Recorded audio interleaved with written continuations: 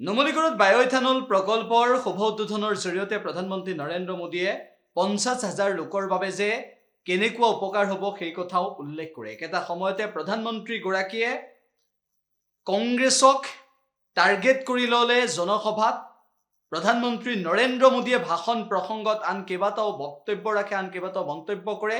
প্ৰধানমন্ত্ৰীগৰাকীয়ে অসমৰ ৰাইজক আশ্বস্ত কৰিবলৈ অসমৰ ৰাইজৰ প্ৰতি কেইবাটাও ঘোষণা কৰা পৰিলক্ষিত হ'ল। অসমৰ বিকাশৰ বাবে কেনেদৰে কেন্দ্ৰীয় চৰকাৰে কাম কৰিছে আৰু সেই একেটা সময়তে কংগ্ৰেছৰ দিনত কি হৈছিল, এতিয়া কি হৈ আছে, সেই সকলোবোৰ কথা ক'লে প্ৰধানমন্ত্ৰীগৰাকীয়ে। মই অসমবাসীক আগতীয়া কৈ শাৰদীয়া দুৰ্গা পূজাৰ উলগ আৰু শুভেচ্ছা জনাইছো।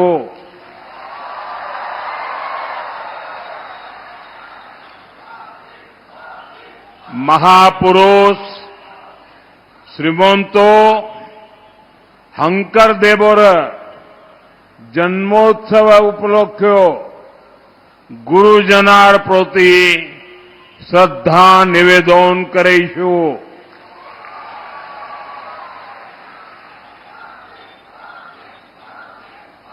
साथियों, मैं बीते 2 दिन से नॉर्थ ईस्ट में हूं। जब भी मैं नॉर्थ ईस्ट आता हूं तो अभूतपूर्व स्नेह और आशीर्वाद मिलता है। खास तौर पर असम के इस क्षेत्र में जो स्नेह, जो अपनापन मिलता है वो अद्भुत है। मैं आप सभी जनता जनार्दन का हृदय से बहुत बहुत आभार व्यक्त करता हूं। साथियों, विकसित असम, विकसित भारत की गौरव यात्रा के लिए आज का दिन बहुत महत्वपूर्ण है। आज करीब 18,000 करोड़ रुपए के प्रोजेक्ट असम को मिले हैं। थोड़ी देर पहले मैं दरांग में था। वहां मुझे कनेक्टिविटी और हेल्थ से जुड़े प्रोजेक्ट की नींव रखने का अवसर मिला है।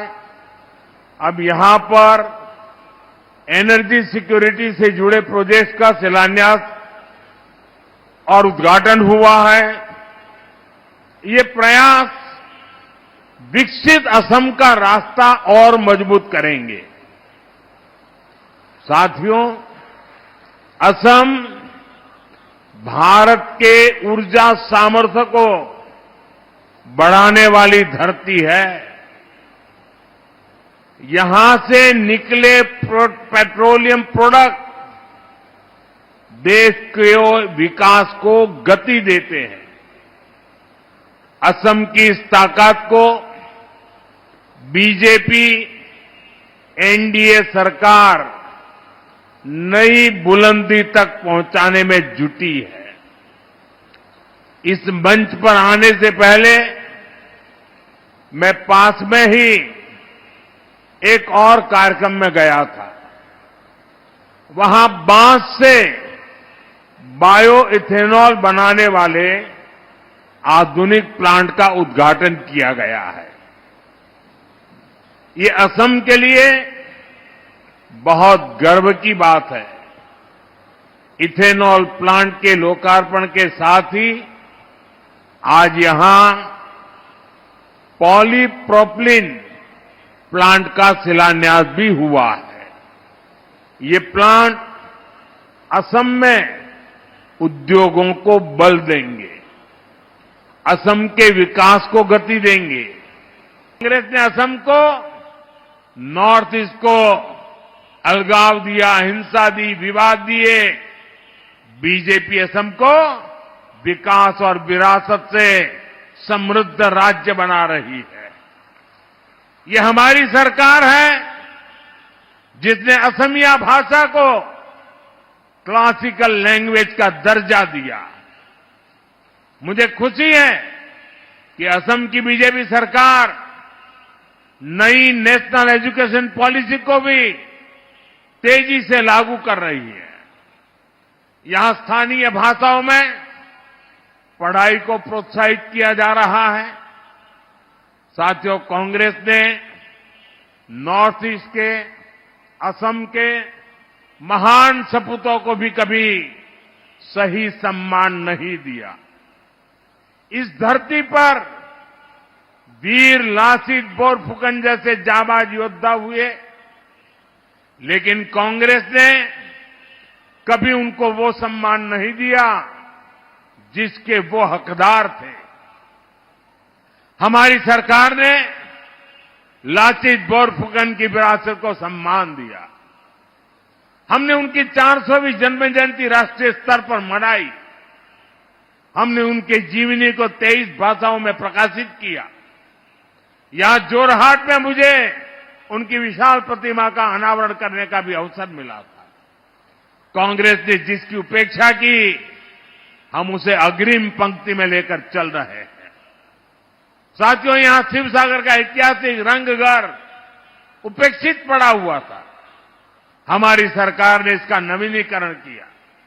हमारी सरकार श्रीमंत शंकर देव की जन्मस्थली बटाद्रवा को विश्व स्तरीय पर्यटन केंद्र बनाने का काम कर रही है।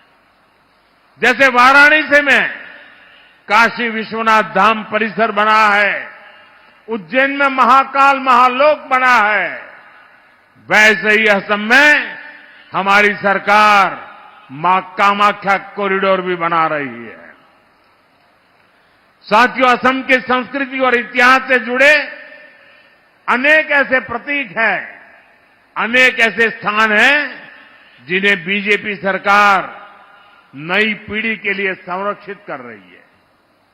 इससे असम की विरासत को तो फायदा हो ही रहा है, असम में टूरिज्म का भी दायरा बढ़ रहा है। असम में जितना अधिक टूरिज्म बढ़ेगा, उतना ही ज्यादा रोजगार हमारे नौजवानों को मिलेगा। साथियों, विकास के इन प्रयासों के बीच असम के सामने एक चुनौती विकराल होती जा रही है। ये चुनौती है घुसपैठ की। जब यहां कांग्रेस की सरकार थी तो उसने घुसपैठियों को जमीनें दी, अवैध कब्जों को संरक्षण दिया। कांग्रेस ने वोट बैंक के लालच में असम के डेमोग्राफी का संतुलन बिगाड़ दिया।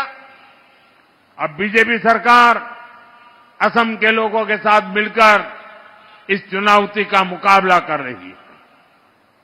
हम घुसपैठियों से आपकी जमीनों को मुक्त करा रहे हैं।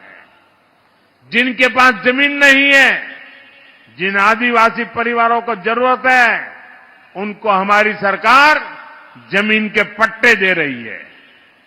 मैं मिशन वसुंधरा के लिए भी असम सरकार की प्रशंसा करूंगा।